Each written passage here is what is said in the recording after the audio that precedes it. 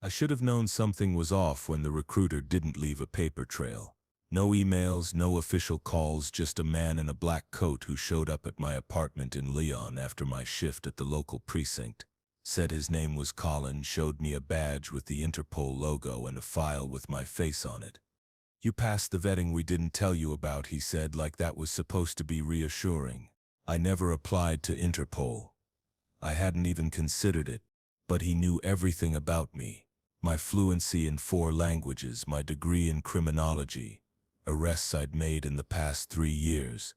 He even mentioned the day my little brother died and how I never forgave myself for it. I should shut the door. Instead, I listened. 2 weeks later, I was on a plane to Geneva. The headquarters was colder than I imagined, not just in temperature. The walls were clean, sharp, sterile. The windows didn't open anywhere on the floor they placed me. Level 5, high security apparently. Not many people spoke to me the first 3 days, just nods, blank stares. On day 4 I was assigned my first case, hand-delivered printout. No digital copy. The man who gave it to me didn't say his name. Missing persons case 004219C. Assigned Officer L. Marchand. Date the 13th of August, 2025. Subjects 5 individuals reported missing between July 29th, August 10th from the village of Bessières, southern France. Bessières wasn't a big place, population barely crossed 1,000. The report only had minimal details. No photos, just names and rough timelines. Jean Delacour, 34, Mireille Sampson, 61, Lucas and Claudine Roche, siblings. And a boy, Alain, only 11. No pattern, no evidence of forced entry, no ransom notes. Locals claimed they just drifted, one by one. I flew down the next morning. Bessières was beautiful in that eerie, untouched kind of way. It felt old, like time hadn't bothered with it for decades. Cobblestone roads, rust-colored roofs, every house with shuttered windows even at noon. The second my boots hit the ground, it felt like the air changed pressure. I remember that, like stepping underwater. The local station was silent. Just one officer inside, looked about 70. He didn't make eye contact when I showed my badge, just said, "You set relate." I asked where the families were. He told me no one filed the reports from here. Interpol had contacted them. I asked who. He shook his head. "They sit'll find you." What kind of answer is that? I spent that first day walking, talking, or trying to. Doors stayed shut. People peered behind curtains like I was diseased. The few who did speak gave fractured answers. "Oh, Jean must sit left the country. Alain, that boy sit's been trouble. Maybe he ran off." They didn't sound convincing. More like they were hoping I'd believe it so they wouldn't have to say more. Only one person offered something real. An old woman who ran a bakery near the village edge said she used to give Alain extra croissants after school. Sweet kid. She asked if the singing had started. I asked what she meant. Sometimes at night, she whispered, eyes darting like someone was watching. You hear voices from the forest, singing like children, but not quite. That chill again, that weird internal shift, like your body knows something before your mind catches up. That night I stayed in the only available inn, if you could call it that. Dusty room, windows that creaked, no lock on the inside.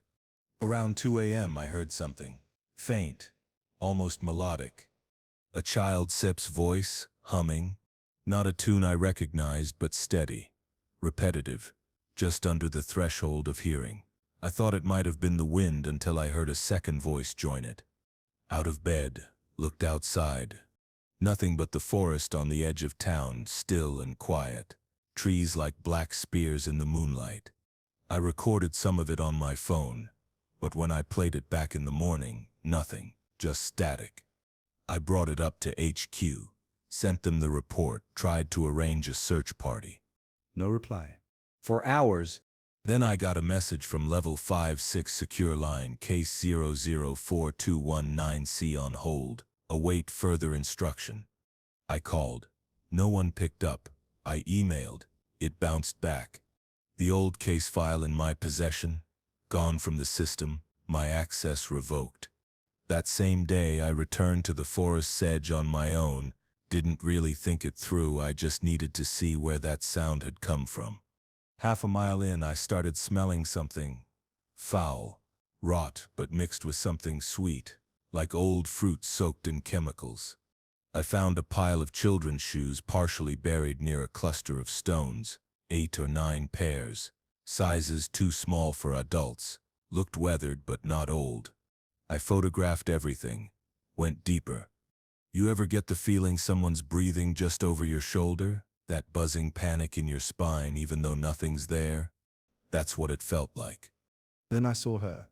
A girl, maybe 8 or 9, standing barefoot halfway behind a tree. Pale skin, black hair down her back, filthy nightgown. Staring, not blinking. "Are you Alansip's friend?" I asked stupidly. She didn't set respond.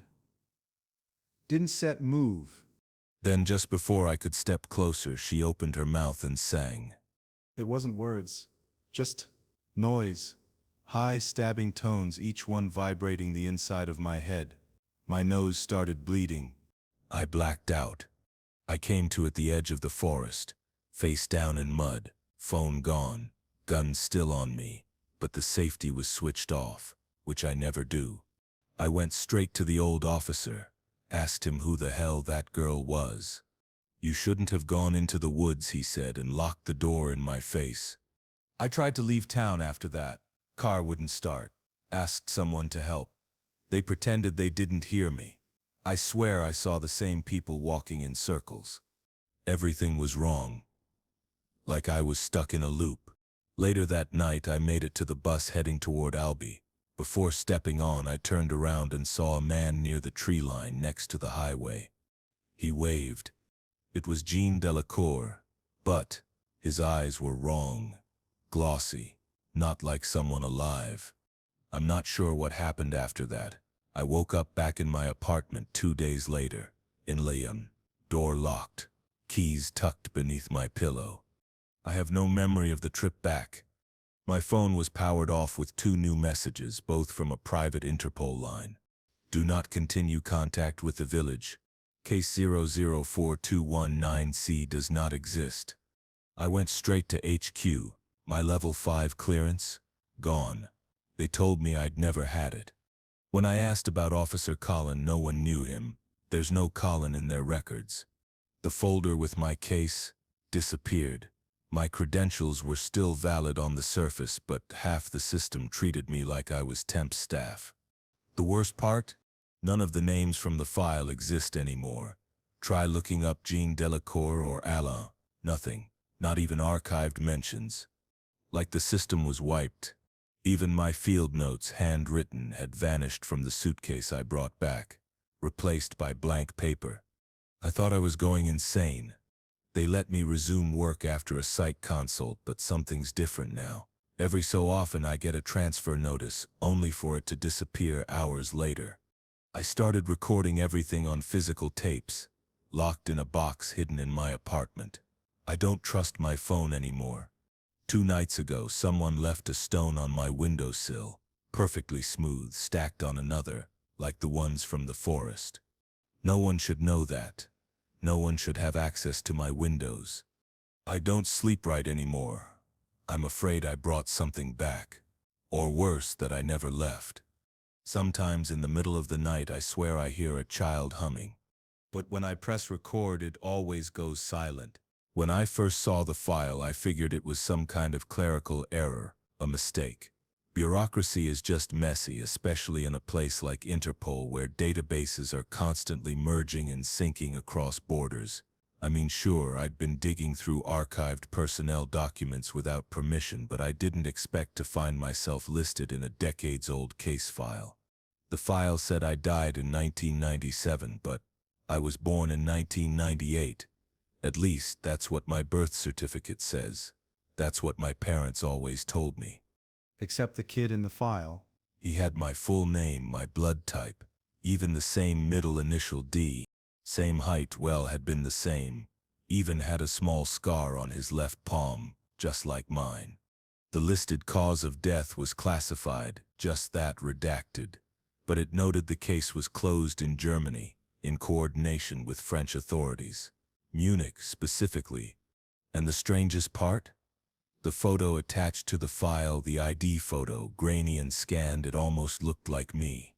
Just younger. Something about his face felt familiar in the worst way, like looking at a childhood picture you don't remember taking. That night I couldn't stop replaying the details. Every minor discrepancy in my memory suddenly felt suspicious. My earliest recollections hazy, like static. I swear my first memory is of waking up in a white room with bright lights and my mom's voice whispering to a man just outside the door, "He's adjusting, we're lucky." It never stood out until now. I accessed the file again 2 days later, but it was gone, no trace. It didn't just get locked, it was removed, scraped from the archive. My login was flagged the next morning. I had to meet with internal oversight. They gave me a slap on the wrist, told me sensitive cases were not for junior staff. I didn't mention that it was me in the file. I played it cool, said I got lost looking for cold case data. But something cracked inside me after that. I couldn't stop thinking about it. The me that died in '97. How do you explain something like that without sounding completely unhinged? I flew to Marseille that weekend. Didn't tell anyone. My mom lives there. Has since I was 17. We're not close, but I needed to ask her something directly. I had to see her face when I mentioned it. I thought maybe she'd laugh. Or get confused. Maybe she'd chew me out for being paranoid. She didn't. When I said the name of the case file out loud, Derek L. Marchand, expired Munich 1997, she went white. Not pale, bloodless. Then she said the most terrifying thing I ever heard. "You weren't supposed to remember anything before the hospital." That was it. No explanation. Just those words. I demanded answers. She started crying, full-on sobbing, then told me to leave. Told me not to come back. I haven't heard from her since. She changed her number 2 days later. I don't even know if she's alive now. Her building manager claims she moved in the middle of the night with no warning. It gets worse. I printed the file before it disappeared and brought it to a contact at the agency. Someone I trusted. A guy named Dima. Straight shooter, data analyst, kind of gruff, but solid. He agreed not to ask questions and ran a few forensic checks for me. He called me later that day and said, "This document is set from our archive. It's sets older than that." I asked what he meant. He said the metadata on the scanned report predates Interpol's current systems by a lot, like it had been imported manually from something before digitization, possibly even retyped. But here's the mind-breaking part. The file had a secondary access signature. Mine. Timestamp 2 months before I joined Interpol. Dima got paranoid after that.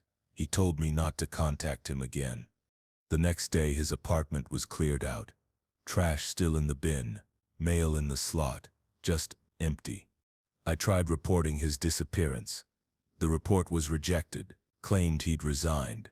Except I saw the resignation letter, machine-typed, but the signature looked like someone forged it from a plastic card.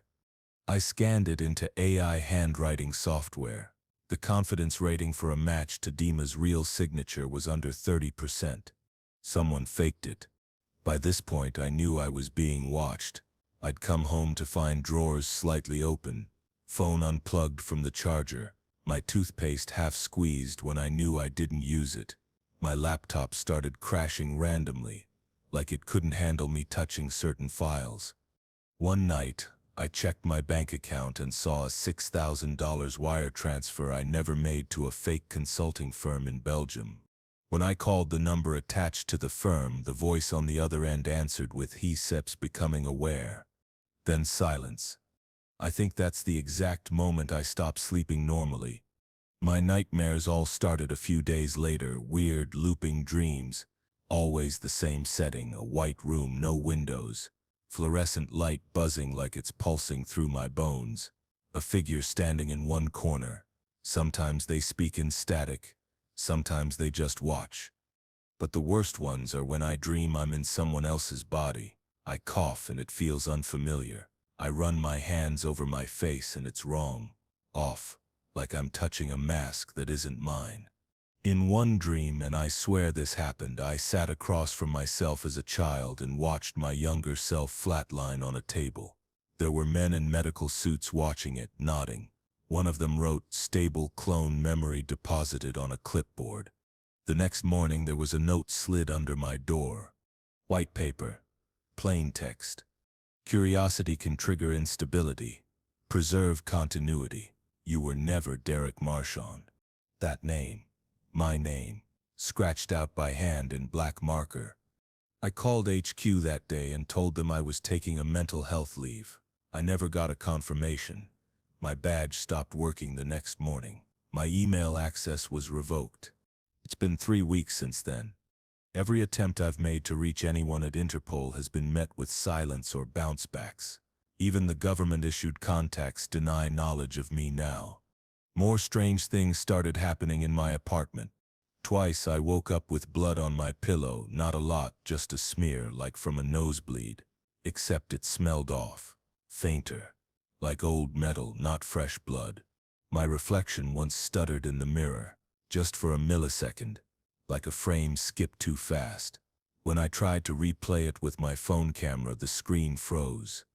Last Friday at 3:23 a.m. someone knocked on my door. 3 slow knocks. I live on the 13th floor. The hallway cameras, disabled. Every other camera in my building had footage for the entire night except mine. Whatever data existed for my section between 3 o'clock and 4 a.m. was corrupt. I left the city the next day. Took nothing but a burner phone and a duffel bag. I've been staying off-grid since. I don't know if I've been sim-real. I don't know if this body belongs to me or someone else. All I know is there's a record of someone named Derek Marchand who died in 1997, and I remember seeing white rooms before I knew what a hospital was. Do you understand what that means? I don't think I was born in 1998. I think I was turned on, and I don't know how many more of me there are. The only reason I took the USB was because it didn't look official. It wasn't tagged, wasn't bagged, just sitting half-buried behind the broken cabinet in that rotting farmhouse outside of Narbonne. The Interpol team I was assisting was focusing on the body, or rather parts of it.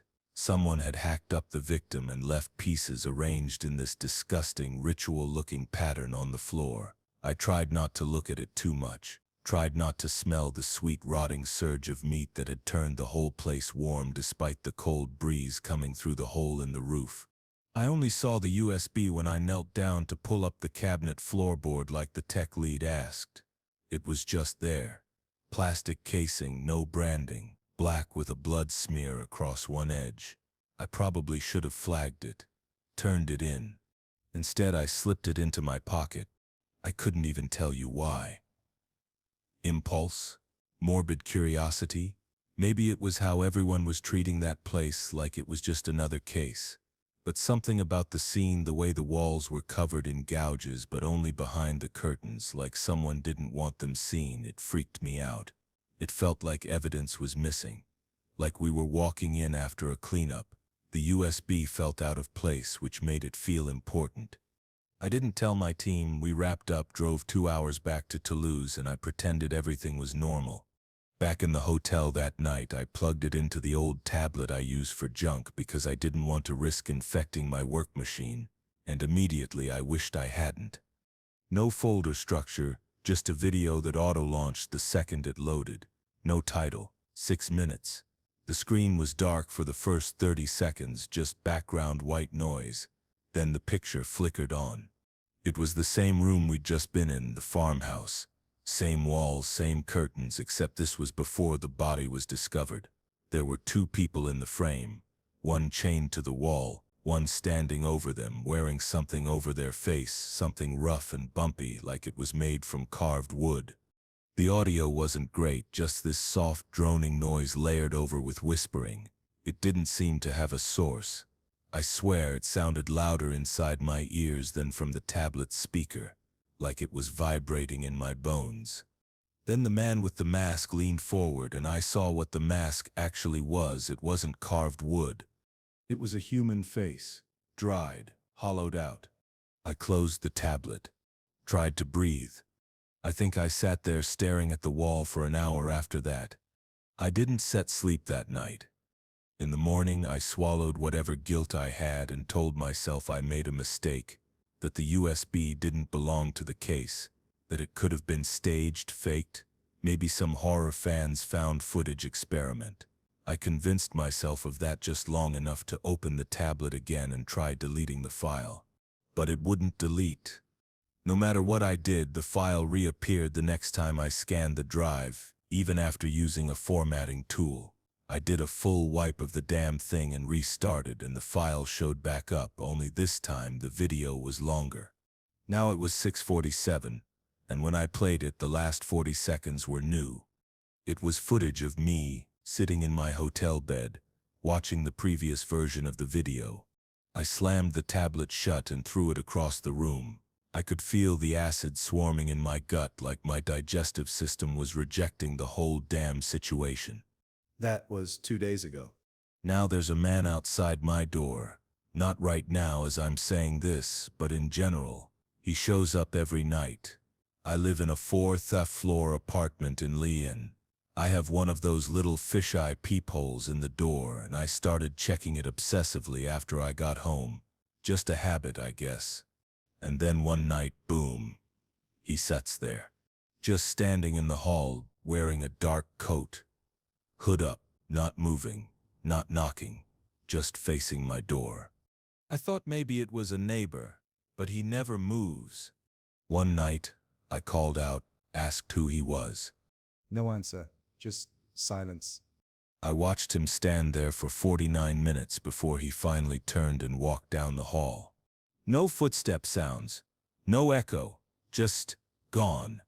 The next day I went down to check the security camera feed. Last week's footage was intact except for everything between 12 o'clock and 1 a.m. every night. That entire window was corrupted. Every single night. I brought it to building management. They shrugged it off, said the system was old, which it isn't. It was installed 3 months ago.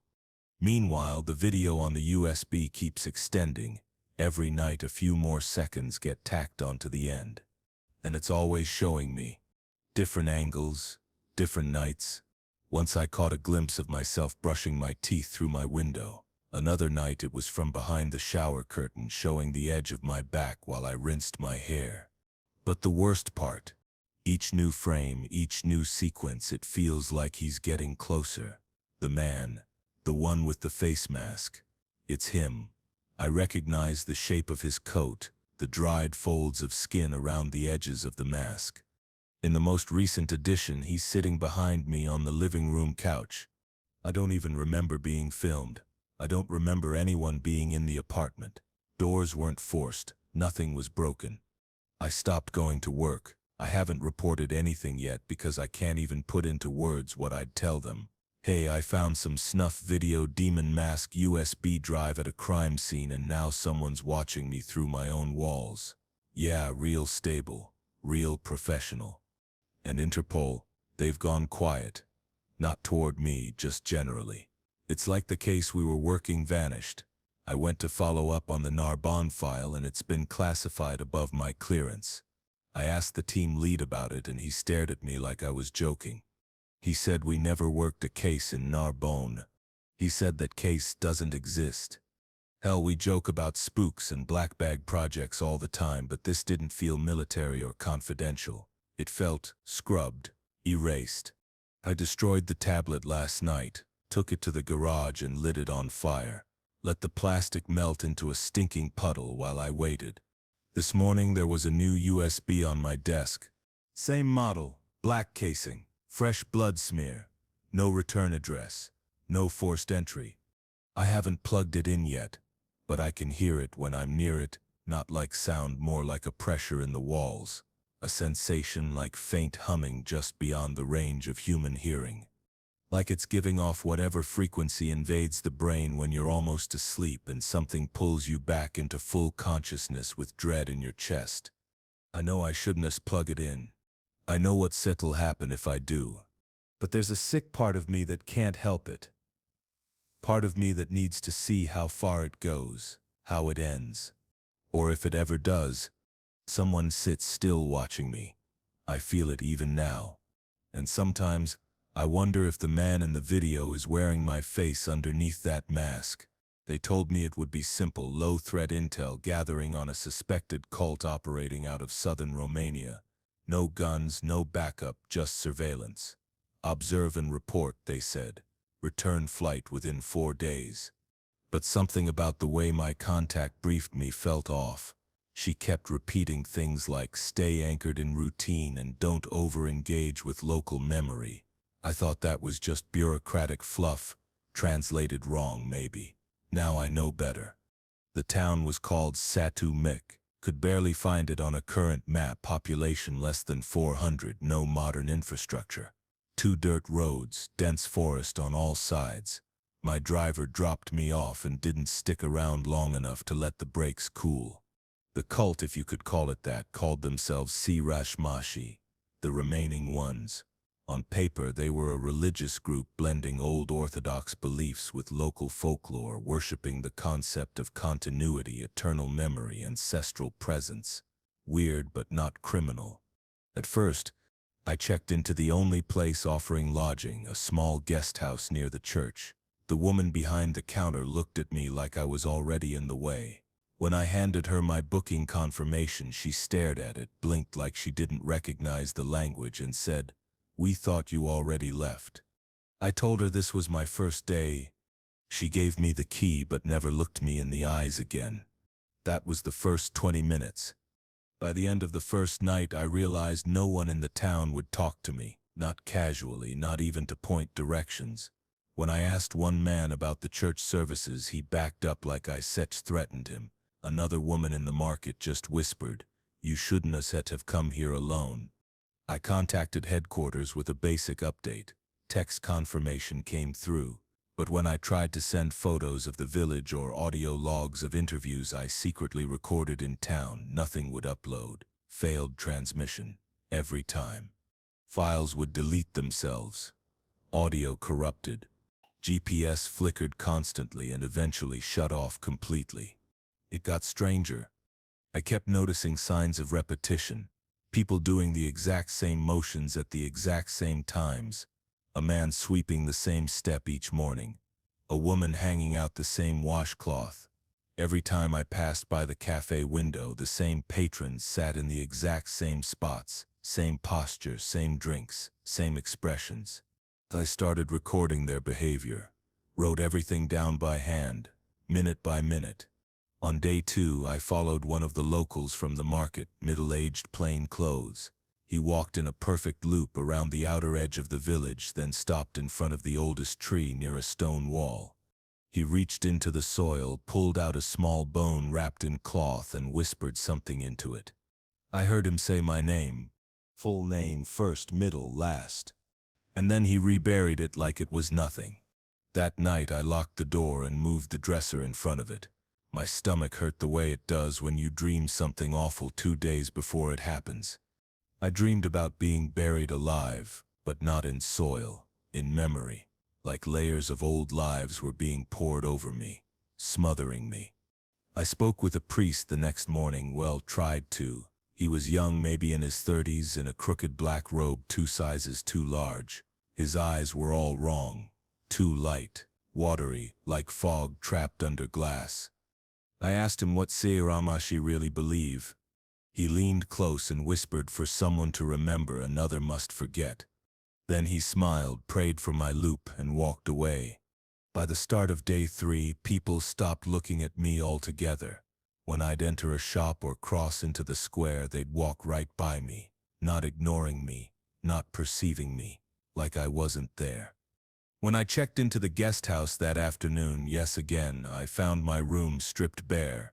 No suitcase, no bed, no keys. The woman at the front desk looked confused when I asked about it. She said, We haven't had a visitor in months. I showed her my passport. She said I wasn't set in the system. I said I gave you this passport 3 days ago. She said she didn't recognize me. I tried calling HQ again. My phone wouldn't turn on. Battery wasn't dead. Just wrong. The display showed the time as 0 hours, 0 minutes, and 0 seconds, and the date was blank. I went to where the cult was supposedly situated, just outside the village, near an ancient well surrounded by wooden posts carved with symbols I couldn't even start to translate. I found them kneeling, dozens of them, faces pressed to soil, murmuring in unison something that sounded like the opposite of prayer, not hope, not gratitude, something hungry. I don't remember walking away. I just blacked out. When I came to, I was in the woods, alone, cold. I checked my notebook. Almost half my observations were missing, gone, like they were never written. And the front page had one new line in handwriting I didn't recognize. You must leave before you replace someone else. So I left. Walked over 6 miles through uneven forest, flinching at every branch, crack, and bird that went silent when I passed by. I flagged down a rural bus outside the zone. The driver didn't even ask for payment, just drove like he couldn't get away fast enough. I got to Bucharest, took a flight back to France 2 days later using a borrowed ID from a contact who owed me. And here's where it gets worse. When I returned to headquarters, no one remembered assigning me to Romania. I met with 3 different supervisors. Each said I must have been on leave, that there was no active case, no such cult under Interpol surveillance, not in that region or anywhere else. My official record shows my last field deployment was in Germany, 8 months ago. 8. I pulled my email logs. The brief references to the assignment were gone. My texts with my contact showed nothing after the word observe, no specific destination, no forwarding address.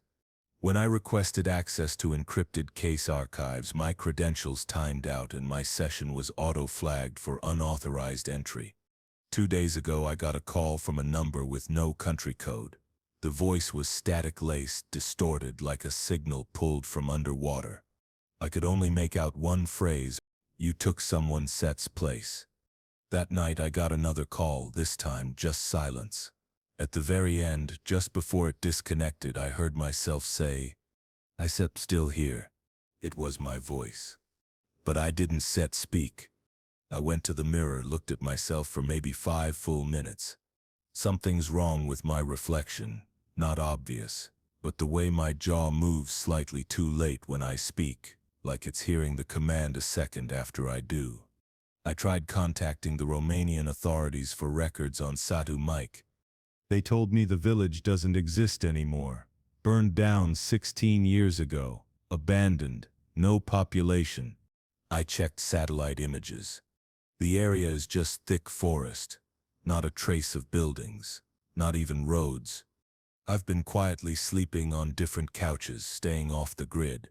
I keep trying to replay voice memos from my trip, but none of them sound like me anymore. They're too slow. Drawn out. Just wrong. Like they belong to someone who's trying to learn how I speak. I don't think I made it back alone. And the scariest part? Every day I forget a little more of what happened there. Sometimes I forget that I even went. Sometimes I have to reread this just to remember. One day soon I think I won that. And someone else will write this story. With my name. It started with the smell. Not overpowering or disgusting, just off, like something metallic under new plastic. It clung to the air every time I stepped foot in his office. At first I thought maybe it was the wiring. We were in the deep end of the building, under flickering fluorescent lights and surrounded by rows of dented filing cabinets no one had opened in years. But the scent always came from him. My boss, Inspector Keller. He wasn't high profile or anything, just another mid-level analyst working the cold cases queue at Interpol's Lion HQ. But no one really knew where he came from, not even the other senior staff. I asked once during my first week where Keller transferred from. One of the other analysts just shrugged and said, No clue, he was just here one day. He looked normal enough. Mid-40s sang, maybe? Perfectly pressed suit, pale skin, always dry like he hadn't moisturized in years. His hair never moved, not a single strand, and he always wore the same tie, dark navy with 3 thin white stripes. He never blinked much either. That only stood out after a while, after you realized conversations with him didn't feel human. Predictable, sure, but overly precise. He had this way of giving answers that felt like he already knew your question. I was 19, stupid excited to land an internship with Interpol even if it was unpaid. I wanted to become a profiler. I thought being near people like him would get me noticed, help me climb. But around week 3, things started to shift. Keller asked me to review a backlog of old digital case records. Nothing dangerous, no field work, just parsing behavioral patterns from archived interrogation footage. Except the suspects all looked wrong. There's no better way to say it. Their faces were normal until they moved. One man on camera kept twitching his mouth like he was trying to remember how to smile. Another woman kept tapping her finger in a pattern that didn't line up with anything natural, too fast, too precise. Morse code, maybe. I transcribed one of them. It translated to, "Does he know you serve watching?" I didn't even tell anyone about that, I just deleted it. From then on, Keller kept moving me closer to locked stuff, files I didn't state even have clearance to open. He said give me a flash drive each morning and say, "Dawn set connect to the office network. Review only, return at 5. The drives always had weird files. Surveillance footage with no case numbers, documents with no headers, audio clips of whispered conversations, sometimes static-filled, other times it just sounded like breathing. One time a folder labeled environmental psychopathy, subject 14C had body cam footage that I swear to God showed Keller himself standing in the middle of a burning house, completely still as flames crawled up the walls behind him. He didn't flinch, just stared into the camera. When I confronted him casually like, "Hey, this guy in the clip kinda looks like you," he smiled. Only his lips moved. The rest of his face was frozen like wax. He said, "Interesting. People often see what they fear." What the hell does that even mean? After that, I stopped taking the flash drives home. I started pretending to watch the files, then burying them in an encrypted sandbox until I could bring them to IT. Then one day, the entire archive on my laptop was just gone. I hadn't even connected to the internet, it just vanished. That was around the time my door started unlocking itself. I live alone, first-floor studio, cheap lock. I get it. Maybe someone picked it, but nothing was stolen. Instead, I find my meticulously stacked paperwork reshuffled, or my glass from the night before refilled with tap water. One night I came home to find a single post-it on my fridge. You set learning. No handwriting, just typed font. I tried reporting Keller. I walked straight into HR and told them that something was wrong with him, that I thought he was manipulating files, maybe planting false information. They looked at me like I was speaking in tongues. The HR lead pulled up Keller Sip's profile and stared at it for too long, like something wasn't adding up. She clicked through a few tabs, then frowned. He Sip's not officially assigned any direct reports. I said, point blank, I set Ms. Intern. She shut her laptop slowly and said, "That Sip's not what our records show." I wasn't yet even listed. She told me to go home and take a few days of unofficial leave, which I later realized was just their way of saying, "Don set, come back." Still, I returned to my desk the next day because of course I did. I needed to know. And everything was gone.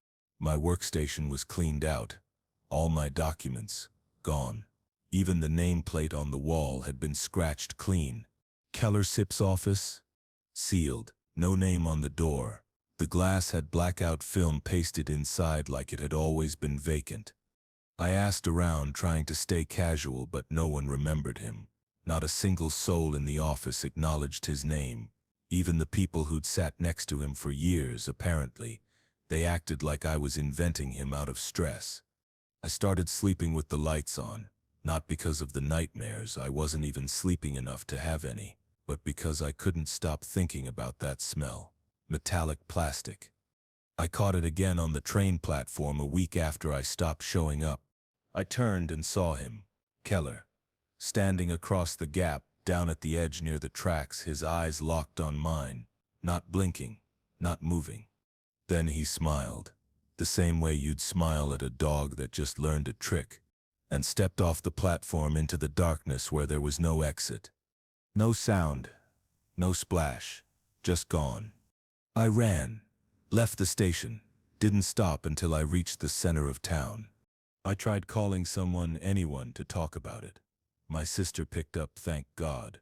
When I started to explain everything, she went quiet for a second and said, "Wait, who sips Keller?" I never said his name. I never said it, not once. I hung up and threw my phone in a trash bin. And when I got home, there was a flash drive on my pillow. Same shape. Plain. Black. No logo. It's still there. I haven't touched it. I thought if I ignored it long enough, it would just vanish like the rest of this nightmare. But tonight, the lights started flickering in the hallway. My door just unlocked itself. And somewhere just beyond the threshold, I smell plastic and metal burning. He's here, or maybe he never left. They briefed us like it was routine, just another disappearance in a border town outside of Bratislava. Man named Thomas Kovac, mid-50s, from Slovakia, flagged in multiple databases. Smuggling, suspected trafficking, low-tier cult connections, nothing hard enough to arrest on but sketchy enough to watch. Then he vanished. Interpol flagged it as a Category 3 disappearance. That's lower than a kidnapping. Just high enough to send a team without triggering media alerts. And since I was the newest field liaison on the rotation, I got tagged to assist.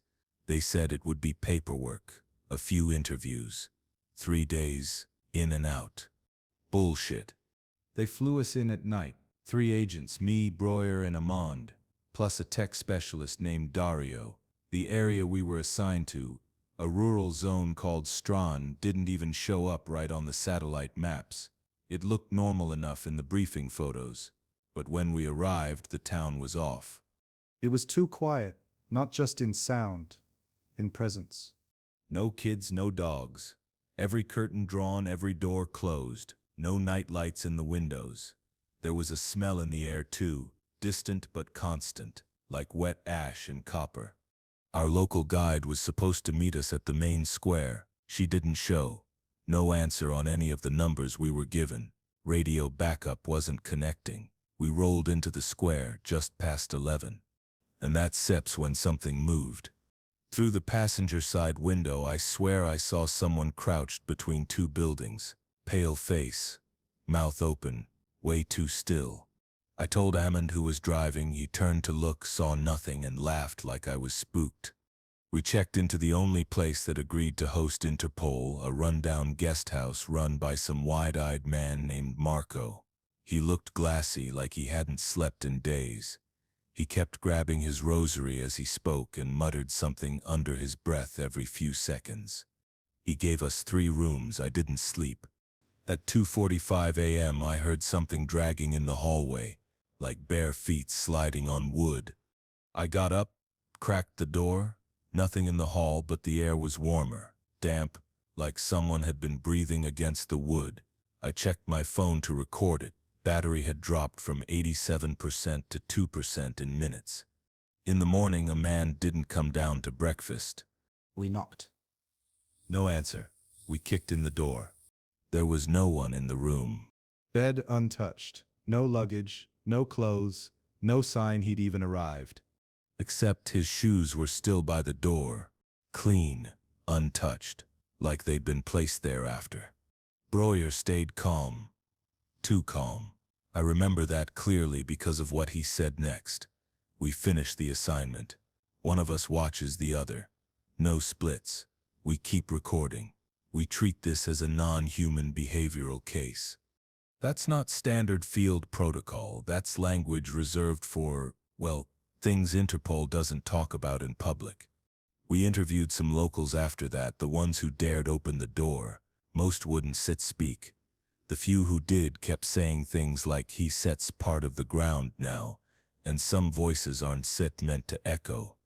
Breuer asked a woman if she remembered seeing anyone matching Kovac Sepp's description. She said, "He went to the church, but the church isn't Sepp safe anymore." There was no church marked on the briefing maps. 10 minutes later, Dario, the tech, flagged something on his handheld. A signal burst coming from underground directly under the village. He said it was radio wave garbage, like data corrupted by going through the wrong format. A sort of digital screaming almost. That was the word he used. Screaming. He triangulated the source to a hill behind the woods northeast of us. For some insane reason, Breuer wanted to check it before nightfall. I followed because I didn't want to be left alone. We crossed into the trees around 4. The deeper we moved in, the less normal everything felt. Like the woods refused to echo sound. Trees were too close. Shadows stayed wrong even when the light shifted. We found what looked like a collapsed chapel. Half buried in earth, no visible door, just a cracked dome with rotted carvings of eyes, lots of them in an oval pattern around the stones. Dario got closer with the scanner and said, "That sips the source." Then he froze. I mean, his whole body just locked mid-step, mouth hanging slightly open. Then he screamed. Not a noise of pain, just a raw, shrill, unnatural blast. It cut through my spine like it didn't even come from lungs. Breuer grabbed Dario by the jacket and pulled him back, but the scream continued. He wasn't set breathing anymore. He was still screaming. I watched as blood started seeping from his left ear. Then his eyes. Breuer shoved his palm over Dario's mouth to try and stop it, but it didn't help. The sound now came from under the ground, through the chapel. Then Dario collapsed. Dead. No pulse, no temperature, but still making noise. No playback equipment recorded it. Only we heard it. Breuer put a bullet through his head. Said it was the only way to break the loop. I threw up. We buried Dario under leaves and ran. Back at the village, no one answered their doors anymore. Loudspeakers hidden on telephone poles began playing some kind of liturgy in a language that wasn't in any database. Breuer tried contacting HQ, then transmission failed. He pulled me into a storage shed and whispered, "This isn't said a disappearance. This town feeds something. They gave Kovac to it. Then Amand. Then Dario. Don set let it take you. Don set listen if it knocks." I asked what knocks. He said, "Doesn't stet matter. It's stet come in your voice, or hers, or mine. If you look at it too long, it remembers where you came from." That night, Breuer locked himself in his room and screamed until the walls rattled. His door never opened. When I kicked it in, the room was empty again. Shoes by the door. No other sign. I bolted. I drove one of our rentals out before dawn, throttle wide open, map be damned. Didn't stop until I hit a populated town with lights and children and normal sounds. I reported everything to HQ, to 3 national authorities. They asked what case. Then they asked who Breuer was. My file had no record of a deployment to Slovakia, no mission, no teammates, no travel log, no assignment to Interpol Field Op 7K. I showed them the rental GPS history, my copy of the field briefs. They said I forged everything. They sent me for a mental health eval. That was a year ago. I've kept quiet since then. Quiet until now because that smell, that copper and ash, started appearing in my apartment 2 nights ago. People in my building have stopped looking me in the eye, and something just knocked on my door. 3 times. Soft, like skin on wood. Then again, in my voice, asking to be let back in. The photos never should zip existed. That was the first thing I noticed when the file landed on my desk. Thin manila folder, no barcode, no digital log, not even a case number. It was slipped under my keyboard sometime between lunch and my 2 p.m. briefing. No note, no sender. Just there. When I opened it, I expected, I don't know, another fraud case. Maybe one of those creepy heritage murders that bubble up from long-dead families claiming titles and land they were never entitled to. That kind of stuff floats through Interpol's cold archives sometimes. But this was something else entirely.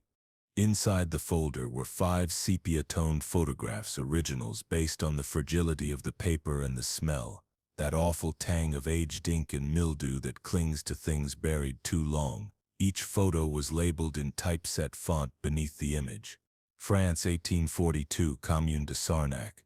3 of the images were landscapes: a church perched on a hill, a procession of villagers carrying torches, and a burning house. You could barely make out the faces in the shadows, and what you could see looked warped, not from damage, but like the people weren't standing still.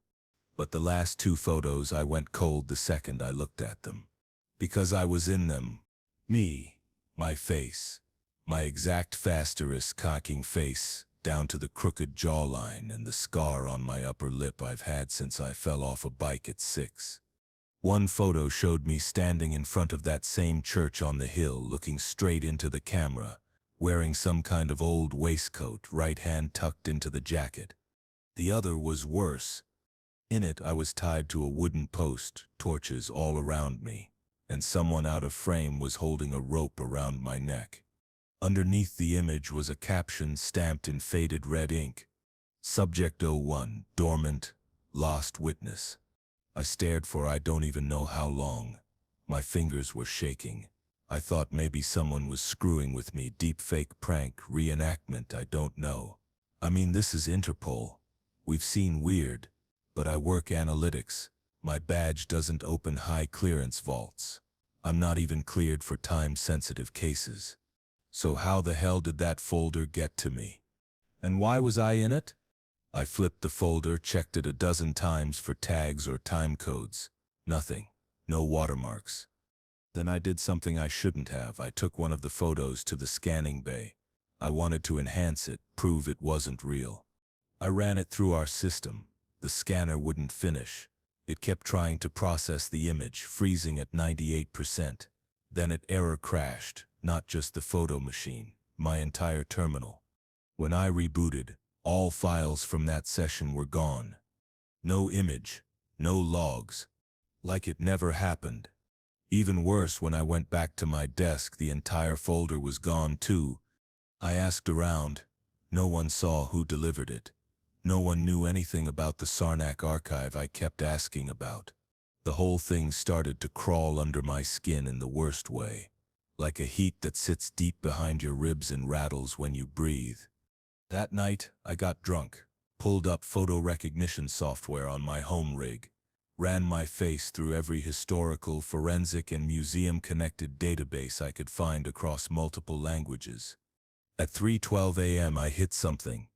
A newspaper archive catalog from 1911, undigitized, but scanned by some private collector in Belgium. One snippet, an article talking about old legends from the Sarnac commune. A black and white photo scanned from a brittle book. Same church, same procession of villagers. And at the front of the procession, me holding a torch. The article was in French. Rough translation was, "The man who is always there, seen once each 50 years, never aging, comes when the ground runs red with memory." That line keeps repeating in my head. The ground runs red with memory. I confronted my supervisor the next day. I thought maybe it was an undercover psychological test, a recruitment plot, some experimental assessment for compartmentalized task forces. He stared at me like I had 2 heads, told me my security credentials hadn't been updated in 6 years and I wasn't even supposed to be in active rotation. That's a lie. I've been working cold case reviews for 2 straight years. 5 teams can back that up, but no one would. When I asked Aisha, my closest teammate, she looked confused and said she hadn't worked with me since 2021. I stood at her desk in absolute silence, watching her pull up the team directory on her screen. My name wasn't sit on the list. I reported it to internal records, asked if my ID had been spoofed. They ran a check. They said the ID number I was using belonged to a deceased contractor. Someone listed MIA since 1994, presumed killed during a field mission in Eastern Europe. Want to guess the name? Mine. Down to the middle initial. I checked the death report. Cause listed as compromised memory state, unable to safely reintegrate. Whatever that means, the photo was blacked out. And worse, no body was ever recovered. What the hell kind of death certificate says that? The week after that is a blur. Someone changed my badge access. My login failed. Then my keycard physically stopped working. Security hauled me out of the building like I'd wandered into a government site blind. They told me not to come back. I haven't stepped. Now I keep waking up at 3:12 a.m. Same time every night. I can hear footsteps outside my apartment. Not pacing. Just standing. Waiting. I said started hearing whispers in empty rooms. And in every mirror for half a second before the lights flicker. It's not quite my face staring back. Same scar, same eyes, same everything, but just a half second too late. Like it's remembering what to be. I searched the name Commune de Sarnac again last night. It doesn't exist. No Google hits. No news articles. No French records. But I still have one photo. Tucked underneath the drawer lining of my nightstand. I don't remember doing that, but it's there. The one of me standing against the post just before God knows what. I looked closer at it today, and I saw something I hadn't yet noticed before. Tucked into the corner near the crowd, someone holding a camera. Modern. DSLR. Strap visible. Which means someone's still taking pictures. Someone's still recording all of this. And now they've taken an interest in me again. Tonight I woke up with dirt under my nails. And my reflection smiled just a second too early. The moment he walked in, something felt wrong. Not he might be dangerous wrong. I've interviewed cartel members, arms traffickers, guys who've gutted people for just looking at them the wrong way. I can handle dangerous. This was different. This felt personal. We'd picked him up in Marseille. No ID, no fingerprints, not even in the system. Tight-lipped, calm, middle-aged. But there was a stillness about him that set something off in me the second I saw him on the monitor. He didn't fidget. He didn't blink much. Just sat like he was waiting, like the interview hadn't even started yet and he already knew how it ended. HQ was unusually cagey about why he was brought in. I was told almost nothing. I just got the file, sealed envelope. One word in red on the front. Interview only, session must be recorded to local device, no network. That never happens. Even our terror suspects get digital logs. I was told, ask him what he knows and don't press too hard. What he knows about what? No context. Just sit with him and let him talk. So I did. The interview room was colder than usual. You'd think the detective offices in Lynn would be controlled for comfort, but this one always ran cold. Lights overhead buzzed constantly, one of those low flickering bulbs that gives you a headache you can't quite point to yet. He looked up the moment I walked in. Not like who are you? More like there you are. I sat down, set the local recorder on the table, pressed the button with my thumb hard enough to hear the digital click. I didn't say my name, didn't say the date or time, just asked why were you in that villa. He grinned, just a little. And then he leaned forward and said, you got lost at the waterfront when you were 6, didn't set you. I didn't reply at first. I actually felt my heart skip. It made the breath catch in my throat like something inside my chest flinched. He kept going. It wasn't set your dad Sit's fault. There were 3 paths. He just picked the wrong one first, and you stood by the boat ramps holding that red toy car in your hand, remember? I stared at him. The recorder was still blinking red under my hand, still going. No one knew about that. Not here, not in France. That happened in Boston. I wasn't even living in Europe yet. I hadn't even remembered that day in years until he spoke it. Even then it came back as a smell first, the brackish, oily scent of the docks, the way the plastic of the toy car stuck to my sweaty palm. I made my voice flat. Who told you that? He smiled again. No one had to. I was there. Now maybe this was some deep psychological play. Maybe the guy was trained to read people. Maybe he found some buried file about me in a shadow system. But it didn't feel like that. It didn't feel like trickery. It felt like he was telling the truth. Which, yeah, makes me sound insane. I know. But it gets worse. He rested his hands on the table. Long fingers, nails filed too straight, almost surgical. Then he said, "You lied about when your grandfather died. Not on purpose. But the dates don't set line up, do they?" I didn't set move. I didn't set breathe. He went on. "You were 8, not 7. He died on a Sunday. And you were wearing that dumb astronaut hoodie when you saw him in the casket, the sleeves too short. I sat there watching him talk about my own family like he'd stood in the corner of the funeral home and taken notes. The sleeves were too short. I remember tugging at them. I remember not knowing where to look when I walked up to say goodbye. That information wasn't set in any file. I would bet my life on that." He leaned closer, voice soft now, like we were sharing a secret. "They haven't told you, have they? Who I am, what I am." I should have walked out, hit the panic switch under the desk and had security drag him to psych. But he wasn't threatening. Just present. Like he had the truth and wanted me to see it, even if it broke me. He continued, "They call it memory bleed. Happens when the veil between timelines gets thin. When what was starts leaking into what is. This isn't your first version of this life, you know. That did it." I closed the recorder, stood up and told him the interview was over. He just nodded. Like he expected that.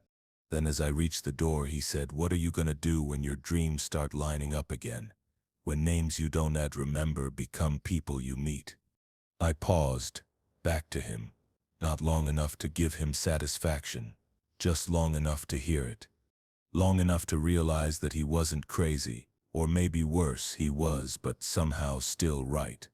I played it off, sent a short summary to the task lead and asked for the subject's background to be unsealed. Instead, 2 hours later, I got a message from Interpol HR saying the case was reassigned and I was no longer on it. That night, my local copy of the recording was gone. And the next morning, so was he. No record of a detainee being transferred. No release order. Not even video of him leaving. The whole feed from the detention floor between 2:19 a.m. and 3:04 a.m. deleted. HR said he was never logged properly and implied I screwed it up. I know I didn't stit. I checked my personal phone that night, out of instinct, I guess. A new number had texted me. No name, no context, just this. You still start seeing them again. Don't trust the ones who tell you it sets just stress. I deleted it. Hard reset my phone. Honestly, I was tempted to throw the damn thing in the river. But here's where it gets really F***C keyed. Last week I went to visit my mom back in Boston for her birthday. We were flipping through old photo albums before dinner, and there, tucked in the plastic sleeve behind a family Christmas picture from 1998, was a photo I swear I'd never seen. A grainy Polaroid. It showed me 6, maybe 7 years old on the docks, looking directly into the corner of the frame, and standing there just at the edge of the pier, a little out of focus, was him. Same age he'd be today, same long fingers, same still posture. Except this was 30 years ago. I don't know what's happening. I haven't told anyone at the agency. I don't want to end up flagged or worse, reassigned to a fake desk with no access like they've done to agents who pushed too hard on classified cases. But lately my dreams have been looping. I'll wake up at 2:19 a.m. exactly, sweaty and shaking. I keep hearing distant knocks, slow, unhurried ones, 3 at a time. And I've started seeing people on the street who blur like reflections I'm not supposed to recognize. But in my gut I do. I know them. I just don't remember why. The worst part? That man, the one from the interview, he was right. The veil is leaking. I didn't notice it right away. The holding room lights were broken again, so the overhead fluorescents were dim, flickering. Shadows were already warping and bending in the corners like they always do when maintenance forgets the schedule. But he looked wrong. Nothing in his face. Not his posture. Just off. We'd brought him in on a tip from a Balkan task force. No name, no ID, no biometric match in any known system.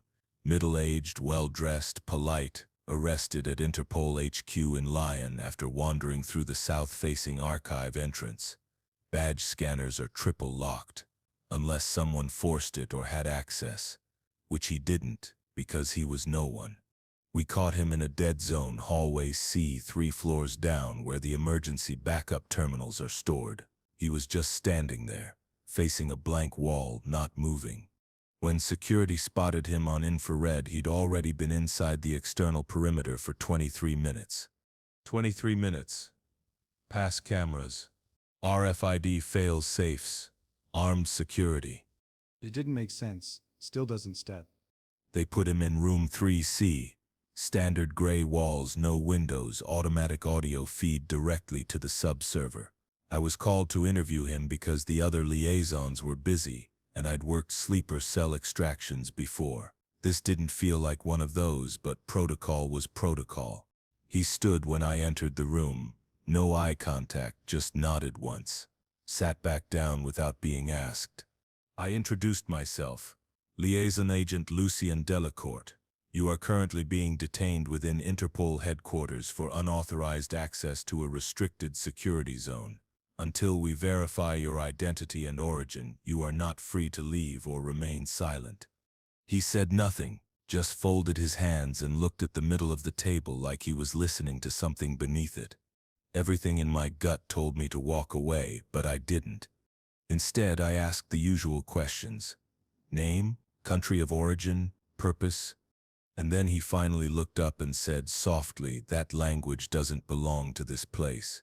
His voice was low, almost pleasant, but it made me nauseous, like something in it vibrated wrong. It felt less like hearing something and more like it moving through you. I kept the recorder running, already flagged the transcript to alert any flagged phrases, extremist keywords, hidden languages, threat markers, but no red flag ever triggered. He repeated it, slower this time. Your language is sit from here. Then he leaned forward, asked me a question. Have you been dreaming of the stairwell? I didn't respond. I wrote it off, some psychologically manipulative tactic. Test the agent, flip the roles. But then he said stairwell, 15 steps down, light switch never works, red exit sign that flickers, smells like warm mold. You wake up before the 16th step. I dropped my pen, because I had dreamed that, not just once, for months. I never told anyone. I didn't respond after that. We kept the subject in 3C overnight while my task lead reviewed the footage of his entry. That's when someone in archives, Shirin, pinged me, said something was wrong with the cam feed from hallway C. Wrong how? She didn't explain, just told me to come see for myself. So I went. We pulled up his entry footage. Black and white directional feed, motion activated. It caught him walking into frame from the hallway corner. No forced entry, no alarm triggered. But that wasn't the worst part. The worst part was what wasn't set there.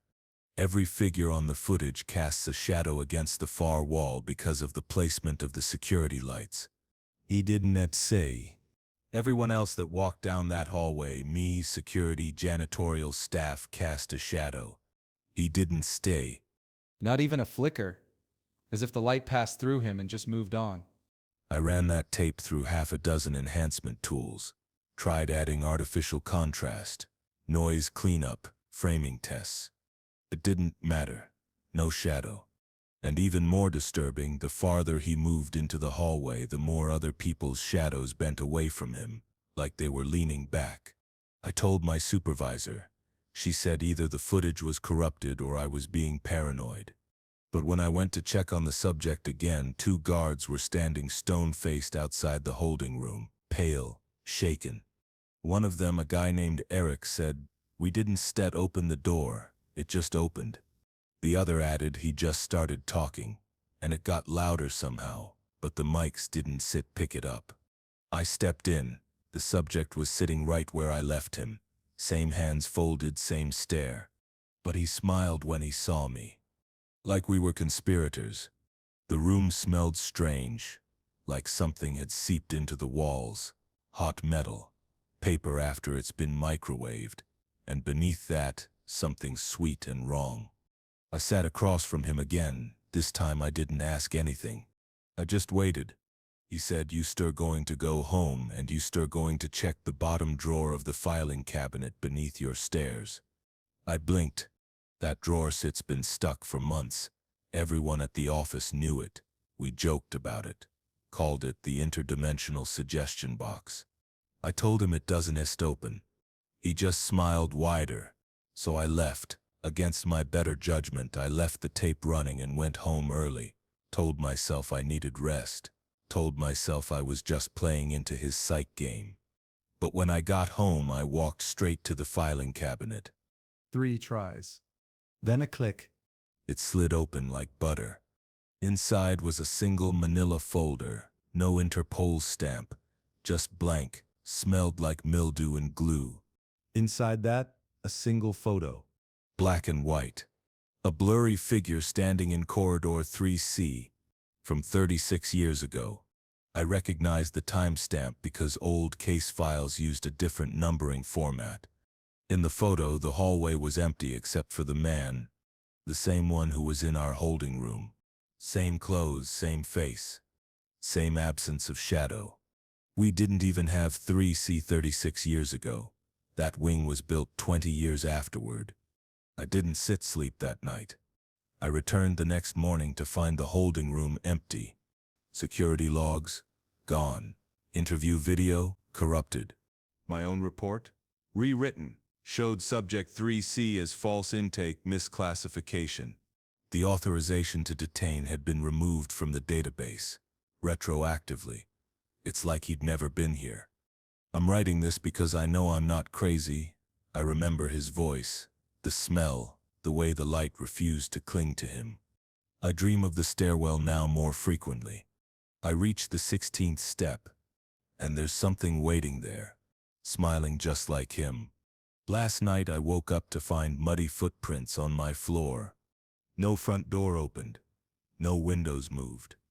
But the shape of the footprints, something was off. No heel, just the ball. Long, narrow, almost like fingers. And no shadow behind them, just a dark, wet trail that led halfway to my bed and stopped. Like whoever left them had just stepped back into the wall. I don't know who we arrested. But it wasn't a man. And now I think he sits free. My last assignment for Interpol didn't come through the usual channels.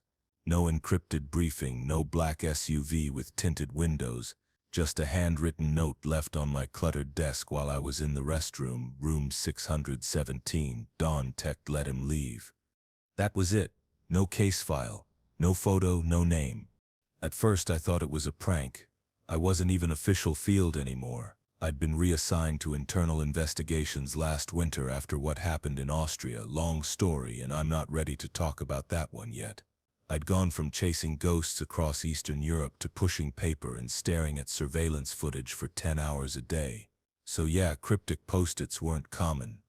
But when I went to ask my supervisor about the note, he wasn't at his desk. He never came back. I checked the system to see if there was any record of a room 617 in our building. Nothing. Then I remembered there was a 617 technically, down in the sub-levels. Past the archives, a forgotten door at the end of a storage corridor that people joked about during night shifts. I'd only seen it once, and even back then it looked sealed shut with age. I figured it had been converted into a server closet or just abandoned completely. Still, something about the note, it felt urgent, uncomfortably personal. So, stupidly, I went. No radio, no backup, no clearance.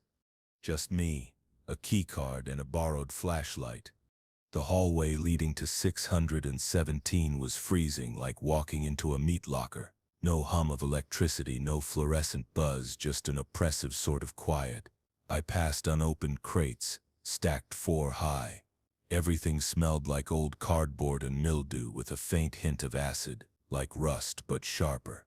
Room 617 was at the very end, buried behind a roll of plastic sheeting duct taped to the ceiling.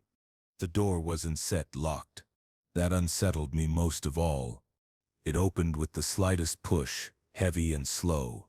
Inside was a man, mid-40s, pale, clean-shaven, salt and pepper hair that didn't seem quite real, like it had been placed on his scalp strand by strand.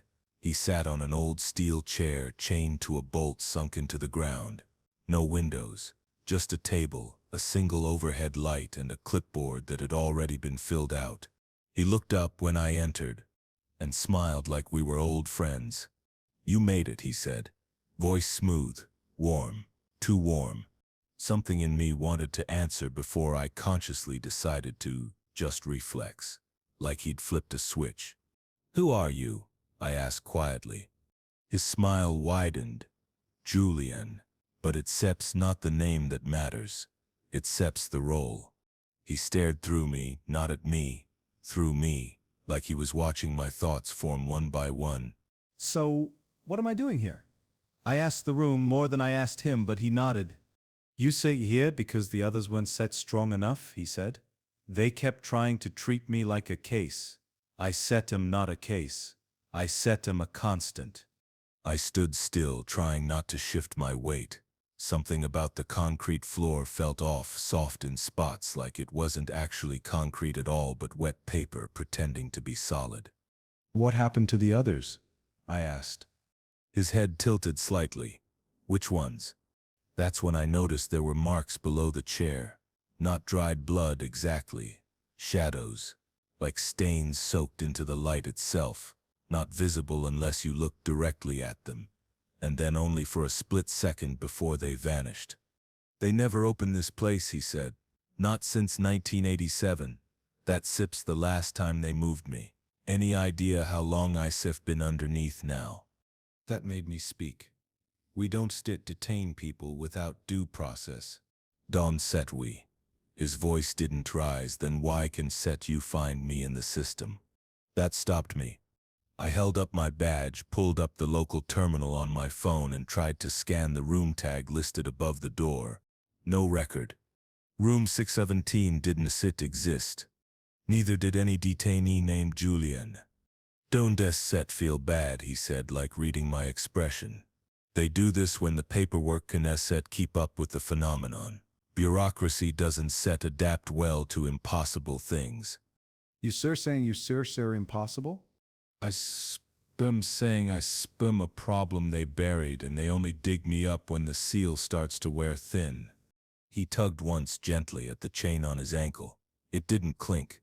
The sound was more like a stomach growling, deep and organic, not metal on metal. Then I felt it. A pressure building in the center of the room, like the air wanted me to kneel, like the idea of standing was offensive.